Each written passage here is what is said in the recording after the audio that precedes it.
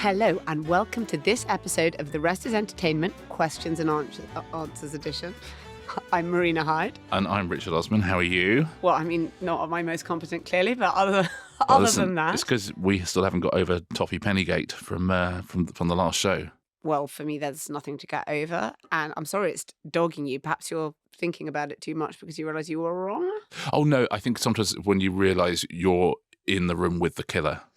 Do you know what I mean? And you're like, oh, no. Calls coming from inside the studio. Yeah, there's an amazing... We were watching Prime Suspect the other day. It's an amazing thing where Helen Mirren is at the optician's and she knows the optician is a murderer. Yeah, that's a great Oh, my God. Well, that's how I feel at the moment.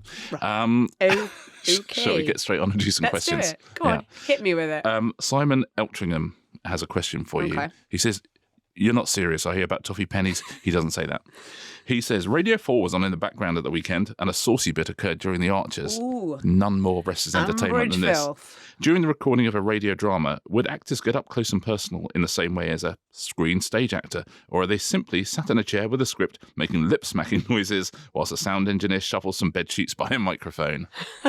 Beautifully written question. That's a beautiful... Thank you, Simon. All those kind of sounds are actually made by what's called a foley artist. It's named after Jack Foley, the person who's the sort of pioneer of all kinds of sound effects. Because most things you hear or see on in movies or as it began or then on television, they don't make the right sounds. Most props don't make the right sounds. So you have to create, and it's often to do with the sort of human element of the soundtrack. Okay? And also the actors are the ones who are really closely mic'd, and so actually noise doesn't happen in the same way on a film set that it does in real life. A door closing is sort of closing slightly off mic. It sounds like it's a mistake in the background. So you have to close the door afterwards in post.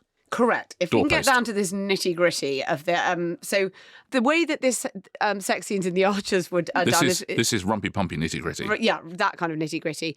There are various interviews about how people have had to record sex scenes in The Archers. So you're able to find out that, and then I'm going to come on to wider use of sex noises. Is there a lot of sex in The Archers? Yeah, I mean there has been not much, but yeah, I mean yes, okay. You know. They want to sort of the whole of life is there. Yeah. So Jolene, who was played by Buffy Davis, was heard with her adulterous landlord Sid Perks in the after-sex shower scene. Now she once talked about this at the Radio Times, and she said we had 12 minutes to record it, and the shower curtain was actually an old plastic raincoat, somehow even more sleazy. Alan Devereaux, who played Sid Perks, and I stood in baking trays, and all the squishy noises were done using baby lotion, while I said silly lines of dialogue that led you to believe the soap was in an interesting place. Wow. Okay, which I love. Okay, but for on-camera stuff too, you have Foley artists.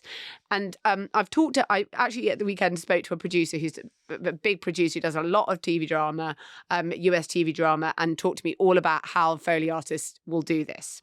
Now, skin-to-skin contact in a sex scene, the Foley artist really just rubs or slaps their hands together.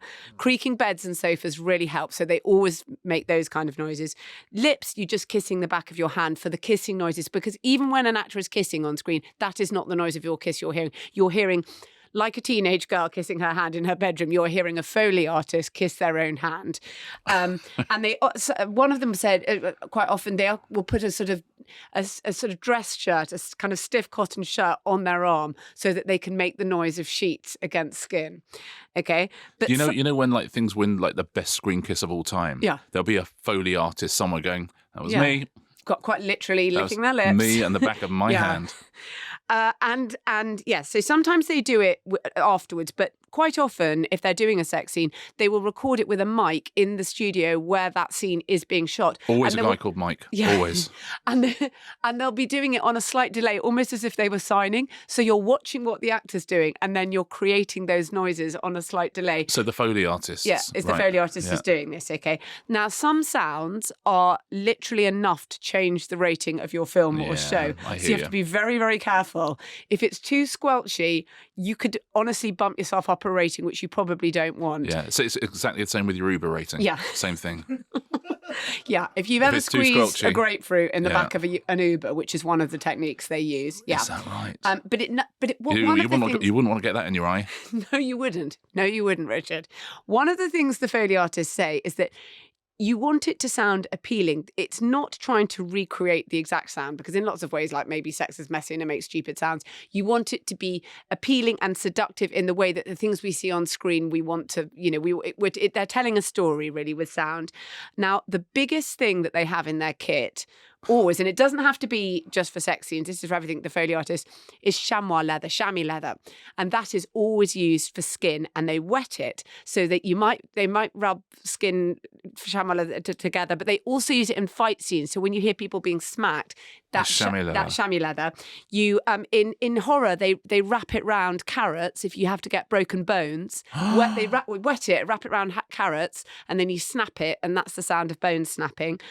Because, and again, as we always say, most props are not recordable, and particularly human props like this. But there's some funny ones of all how the different amazing Foley artists, and you can see if you go online, you can watch wonderful videos of Foley artists, like the Foley artists who did Raiders of the Lost Ark. The noise when they actually opened the Ark of the Covenant, the actual Ark of the Covenant that they used was obviously made of plastic, so it doesn't in any way make the right sound. And he thought for ages about how he could make that sort of sound of something being sort of this lid being scraped and prized off. And in the end, what he got the lid of his loo cistern, and he dragged it across some garden stones. No. So when you hear that noise of the Ark of the Covenant being opened, you can just go and watch the YouTube clip. He said, and actually long ago got rid of the loo, or maybe it's in that big warehouse that they have at the end of Lost Ark, Raiders of the Lost Ark, but he has kept the lid of the cistern because he sort of feels like it's part of film history. Must be worth a lot of money. Yeah. That is literally the closest we have to the Ark of the Covenant. Yeah, definitely. And all the snakes, obviously Indiana Jones hate snakes. That was his wife's macaroni cheese, and him just sort of pushing his hands through the macaroni cheese. Her macaroni cheese recipe is the noise of those snakes. Wow. Yeah. That's amazing. Foley artists are incredible. I bet we'll go back to talking about them and how they created some other sounds another time, because every single one you hear about, you're like, oh, that's fascinating. And that all came from Sex on the Archers. Thank you so much, Simon. Richard, let me do this one for you because it's about Spotify Wrapped. Okay, Joe Grant says Spotify Wrapped season is upon us. It is now. It's like the red cups at Starbucks. Yes. Is it a thing? I know. What were your top artists? How does Spotify come up with these genre matchups? For example, February for me was Surf Crush Permanent Wave Britpop, and September academic American football rap. Sounds very AI gym playlist to me. Thank you for that callback to a previous question. Thank you, Joe. Yeah, I love Spotify Wrapped. It is one of those things that sort of crept up on us and become people are genuinely kind of looking forward to it. It's like the darts. You think Christmas is about to begin because Spotify Wrapped is with us, and an incredible marketing tool, and I imagine enormously complicated to do. I think it's someone's job like the whole year round to do it. But yeah, this year one of the big new things is they've got all these incredible different genres. And funnily enough, looking at Joe's one there, which is Surf Crush Permanent Wave Britpop, my June was Surf Crush Beatles-esque Britpop. So there you go, very, very close, just putting Beatles-esque instead of Permanent Wave. Yeah. So, Joe, we have similarities there. The former chief data alchemist at Spotify is called Glenn McDonald. He categorized all of them. There's over 6,000 categories, millions of, all these genres that didn't exist before, but we sort of know what they mean, if that makes sense. He has a website called everynoise.com, and you show a map of all of these different genres. There's technical black metal, there's Icelandic experimental, Gothenburg hip hop, which I quite like the sound of. Charlie XCX, for example, is now recession pop blingcore. That's actually perfect. But great names, so good for people to come up with those names. And it goes month by month. It's funny because you can sort of tell who you were in certain months. That's the fun of it. A lot of my writing is between January and March. Yeah. So actually, between January and March, all I'm listening to really is classical music, soundtracks, things like that. So January was my according to Spotify, was my light academia fantasy soundtrack phase. I think, okay, fair enough. Do you always listen when you're writing? Yes, I do. I either have complete silence or I have classical music or soundtracks. The second there's lyrics, I can't help but listen to it. And in March, I love this. It says, so March was your Victorian soft piano classical season. And it says, You were all about artists like Camille Saint-Saëns and Johann Sebastian Bach. Yeah, I was all about them. So yeah, sometimes it can tell where your year is. But yeah, listen, it's such a brilliant marketing tool, and it tells us about ourselves. And then you have your kind of most played songs and stuff like that. Do you want to play Guess My biggest band of the year? Which band did I listen to most? Do you know, That's hard, right? Yeah, it's really, when I hear things like that, it's throwing everything off. I don't know, tell me. Forget that. It was Vampire Weekend. Oh, was it? Okay. Yeah, which I'd take. Yeah. Listen, I think that's sort of fine. My number 2 is John Williams. But because of the amount of soundtracks I'm having to listen to. It's so weird, isn't it? Yeah. But it's, But I think that both of those do you great credit. But also, I just love everybody of a certain age who just goes, I mean, this is literally exactly the same as it would have been 25 years ago. I mean, it's like, okay, it's Springsteen, right? It's the Stones, it's Madonna, okay. We really don't change much. And however much I'd like to think, no, I listened to quite a lot of new stuff this year. I'm listening to a lot of experimental stuff. And then, you look on this, you go, Crowded House. You think maybe I don't I'm not. listen to what I think I listen to. Yeah, there's a lot of older music on my Spotify Wrapped, but I genuinely think it's an absolutely extraordinary piece of technology. It's really good fun for everybody involved. It obviously takes a huge amount of work, and it's an incredibly good marketing tool. And I like lots of other brands sort of try and copy it. I remember like Trainline do your Trainline Wrapped now, which is places you've been. Let me remind you about the train journeys you've had this year. No, thank you. I think, to their credit, they do it ironically, but it's quite. And it's not their fault. And it's not their fault. Whatever happened on those trains, and a lot of bad things have happened on trains to me this year. Yeah, it wasn't the train line's fault. The toilets on the Arriva trains are not the fault of Trainline. So they do, but lots of places try and do that now and try and sort of use that data. But I think Spotify does it best. Spotify Wrapped, if you haven't checked. So you haven't checked yours yet, right? No, I haven't, because did it come on the day of the Albert Hall show or the day after? So I was in such a sort of crazy bubble that I haven't, and I will do, and I will report back. And next week we'll reveal your number one artist, unless it's someone. If you had to guess now, who do you think it would be? Taylor Swift. Okay. If I had to guess. Yeah. But it might not be, because I sometimes think that and then it's not, but I'll have a look. I think probably. It was Bruce Springsteen. Yeah. You could pick him. Like everyone else. Oh, I love this question. Kevin G. Conroy. I love someone with a middle initial as well. Yeah. Kevin G. Conroy asks, what are your top 3 worst best English accents done by American actors? Dick Van Dyke is not allowed. Okay. So you vetoed the classic Mary Poppins performance of Dick Van Dyke, which I find very charming. Okay, the worst, and I'm having to put him at number 3, but I'm not sure he quite deserves to be. Wait, sorry, he's the worst, but you're putting him at number 3? No, the list of worst thingies. No, don't do this to me. So he's the third worst? He's the third worst, yeah. Okay, so he's not the worst. He probably should be high, but he's Keanu Reeves, so I'm giving him a break, okay? Oh, okay. Keanu Reeves in Bram Stoker's Dracula. Excellent. He's Jonathan Harker. Yeah, that's not great. And it could. No, hang on. Actually, I don't think it is actually worse. Oh my God. At number 2, we've got Don Cheadle's Cockney in the Oceans movies. I mean, that's bad. That's extremely bad, and should potentially have even been dubbed over by Dick Van Dyke, who was. I know what my number 1 is. I wonder if it'd be the same as yours. Is it Big Rusty Crow in Robin Hood? Because that is an incredible. Okay, it is. Okay, his accent in that is. He's walked out of interviews when questioned about it. He based it on. He listened to a lot of audio of Michael Parkinson, someone we were talking about. Yeah.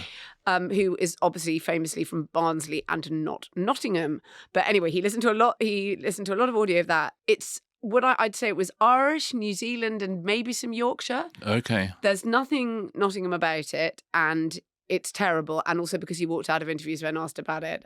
I'm going to put it back up there at number 1. Although actually, hang on, in theatres I once heard a terrible one. Which was Frank Langella. I saw on Broadway a Noel Coward play. So already I'm making a big mistake. Okay. Someone gave me the tickets. And it was a Noel Coward play. It was Present Laughter. And Gary Essendine, who's the main character, and who's a sort of, basically a sort of avatar of Noel Coward himself. Frank Langella doing the sort of clipped 1930s English accent was a big mistake. Oh, was it? Yeah, it was. I'm going to do top 3, but none of my people... They're all terrible English accents, but none of them are Americans. Oh, okay. But they're all 3 from the same episode of the same show. And they are of course, Daphne's brothers from Frasier. They are Anthony LaPaglia, Simon, who could have talked like, yeah, it's awful. But then two of our greatest actors doing terrible British accents, Richard E. Grant and Robbie Coltrane, both just come on and absolutely, the three of them. It must have been a dare. Frasier can do almost no wrong. Yeah. Okay, it has some of the greatest writing in history, some of the greatest performances in history, some of the greatest farces in history, some of the great story, character arcs. You know, every time a new guest comes on, it's extraordinary. But their treatment of the British accent it's sort of the grit in the oyster that makes Frasier so beautiful, because you think, oh, you can do stuff wrong. But Anthony LaPaglia, Richard E. Grant, and Robbie Coltrane in Frasier, I'd say, are the worst three British accents ever committed to film, and two of those people are British. Okay. Best, very good. Best, a special mention I'll give to Scarlett Johansson in The Prestige. Third best is Gwyneth Paltrow in Emma. Very good. Second, Emma Stone is very good. She's in The Favourite, in Cruella, in all of anything she does an English accent, she's very good. But undisputed is Renée Zellweger in Bridget Jones. Oh, yeah. It is so good, and she so sounds exactly like girls like that who work in publishing in the UK in that particular era. And funnily enough, one of my sister's friends who was a girl like that who worked in publishing in that particular era, when Renée Zellweger was rehearsing that role, I can't remember which publishing house it was, but they found her a job, and she came into the office to get the accent. She worked around all those people, and my sister's friend Kate said to her at one point, this is my middle sister, said to her, God, you know, there's someone in our office who looks so like the girl in Jerry Maguire. And yes, no, she was in her office, and wow, and she was, you know, that accent is completely faultless. It is amazing. Okay, and I'm going to go all from the same production, and that is Mike McKean and Christopher Guest in This Is Spinal Tap. How did I not say? Yeah. Christopher Guest has got a whole English connection. Yes. And in fact, he eventually became a hereditary peer. He's Lord Hayden Guest, isn't he? Yeah. So there's some brilliant ones out there. By the way, if anyone wants to ask me the worst Brits doing American accents, I will think about that for next week. Oh, that'll be fun. The best one, by the way, is when people had absolutely no idea that Idris Elba was a British actor when he was Stringer Bell. Oh, I should have put him in, because that isn't actually okay. Yeah. I put all the girls in. I was about to say chicks, but never mind. I put all the chicks in. Where did that come from? I don't know. I put all the girls in, but I did.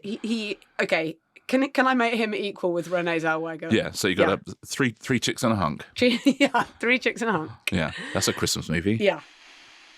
I'm going to go straight to a question about TV chef kitchens, Richard. Yeah. Charlie O'Reilly says... Do you think that's a Charlie? Do you think that's a man Charlie or a chick Charlie? I was just thinking... Which one?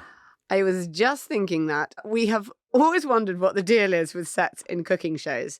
Are these the TV chefs' kitchens, or do they find an amazing kitchen in a posh house? It depends on the people, really. And the idea is that certainly when you have, like, if you've got a Nigella or something like that, and the brand is built around cooking at home and friends coming around and things like that, the ideal is that you do that at a house. So Nigella, she did used to do it at a house. Now they're in a studio in Park Royal, I think, because the whole point is it's a TV set is quite hard, because you do by and large need quite a lot of cameras, and they need to be able to move. And also, if you're cooking food, you want to light it beautifully. And a normal domestic kitchen, you can't hang the sort of lights that you want from the ceiling, because the ceiling is not high enough. And also you want to be able to see the ceiling.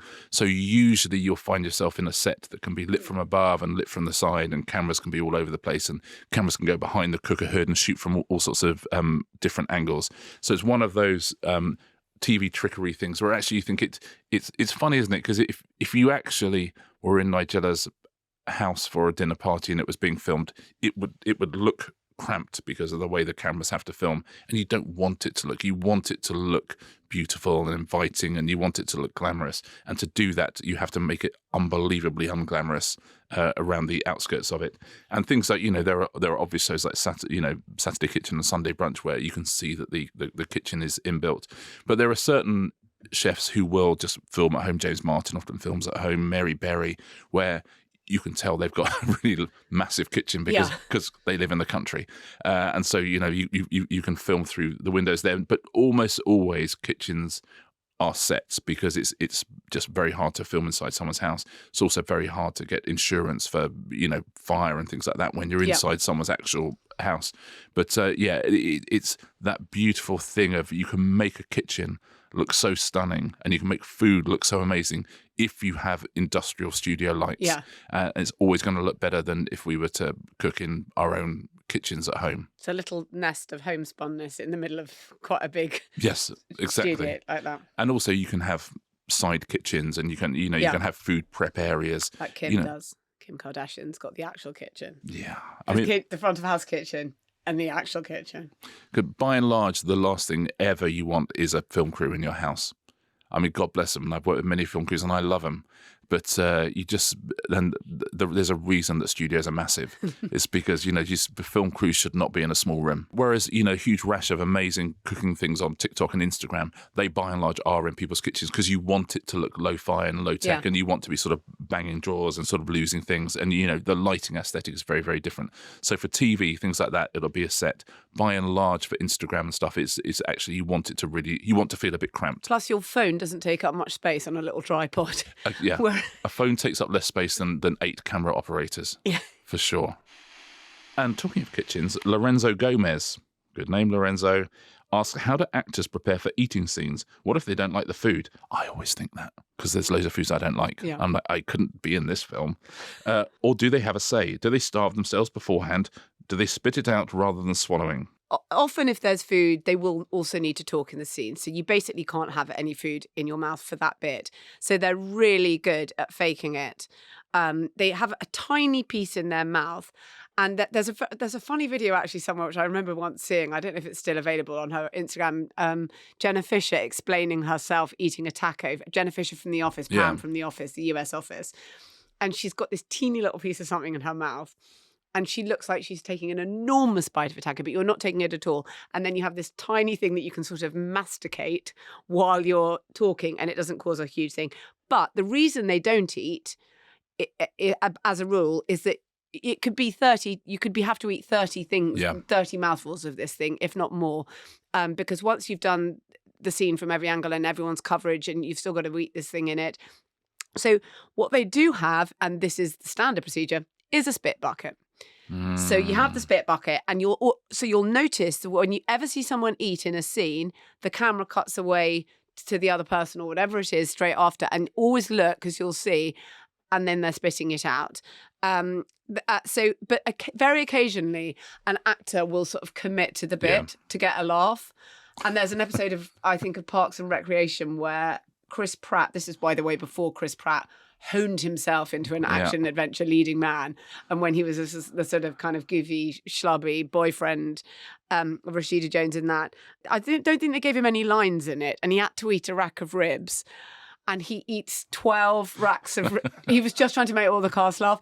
And during the filming of that scene, he ate 12 racks of ribs. But he didn't need to.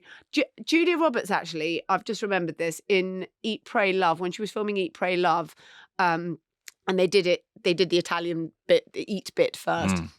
And the character does put on weight in order for her to, so she would just eat all the things. Yeah. And so there was one day where she said she ate many, many, many, many slices of pizza in the recording of one thing, because she thought, oh, well, I'll just put the weight on doing this particular section, and when we get to Windia for the next bit, I will be ready to go.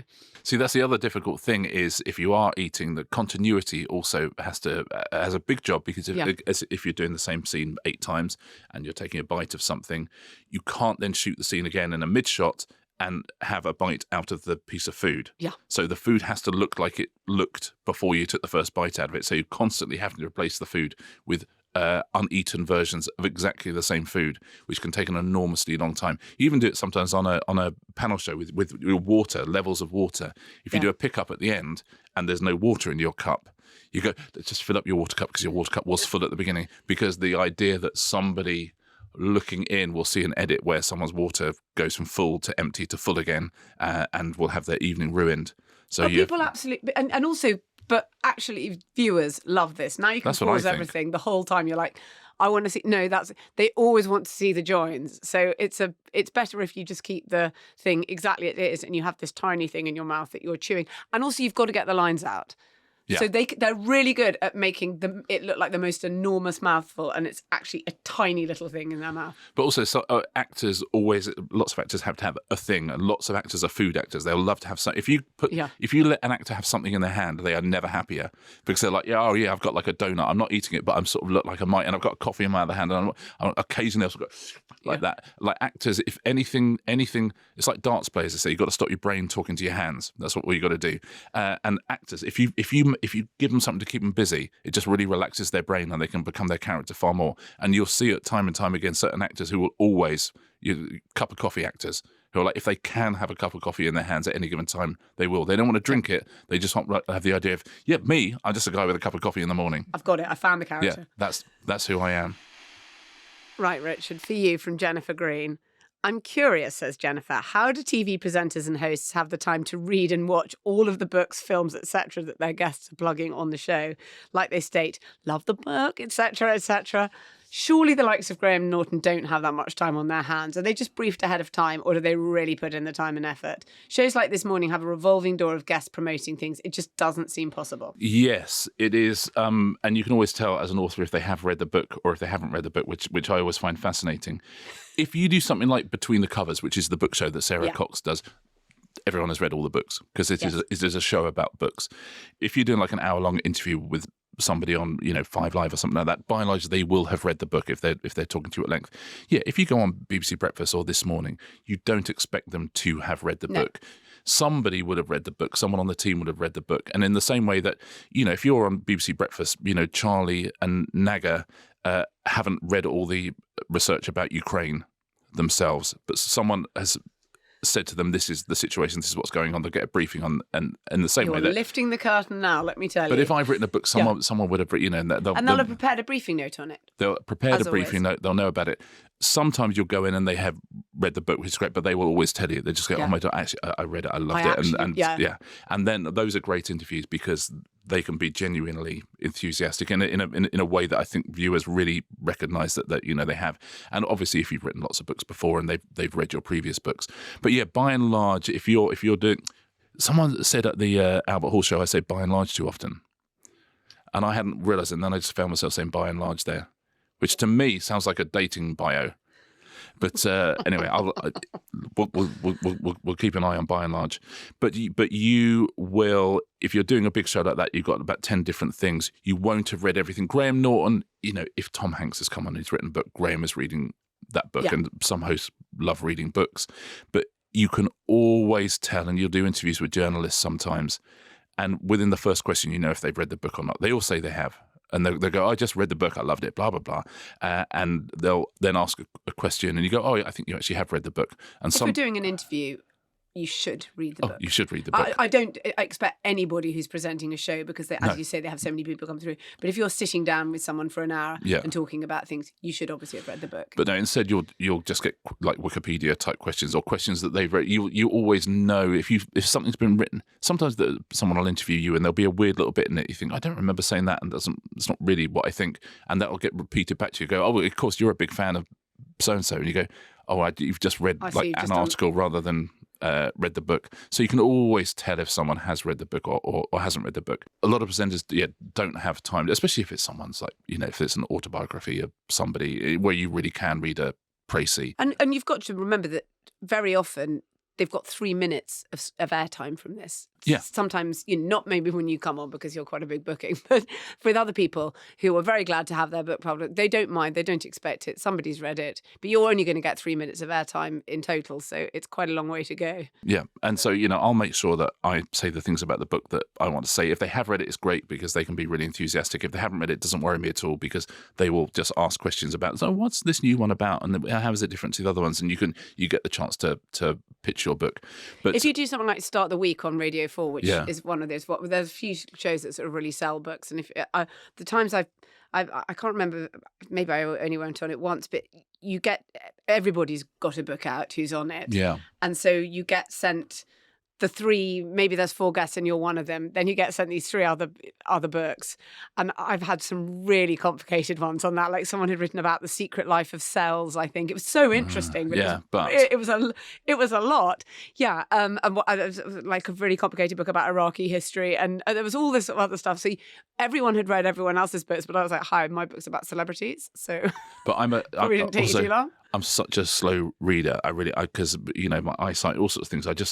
And I love listening to books. And quite often, if you go on a show, it's books that haven't come out yet, and so there isn't an audio version. So you do have to read it. Last time I went on Between the Covers, the BBC 2 book show, I brought along my book, but the book of the week, I thought, okay, I'll definitely read it. But it was The Kellerby Code by Johnny Sweet, which I had already read. I was so happy. What a dream. When it came through, I thought, I don't have to. I've already done the homework. And I loved it. Yeah, and perfect. I loved it already. So that's absolutely perfect. But it's, you if ever you go on shows, you do get sent the books and you must read them. But if you're a host on This Morning, you're absolutely allowed not to read them. And the thing about having a great team is a great team will read the book, write great notes on it, and quite often when you talk to the researchers on those shows, they're the ones who have read the book. And actually that interview is really interesting. That's fun because you get to talk about the book and stuff like that. And when you go on and see, Dermot and Addison, it's a different interview, but it's, it's a lot of fun, but you get to be the person presenting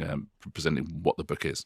Well, on that note, please keep your questions coming. The address is therestisentertainment@gmail.com. Oh, and we will see our AAA members for a special episode dropping about the movie Die Hard, the whole backstory to it, the production, whether or not it's a Christmas movie. Lots of fun facts. A lot of fun stuff in that. And we'll reconvene next week for 2 more episodes, won't we? We will do. That'll be a lot of fun. See you next Tuesday. See you next Tuesday.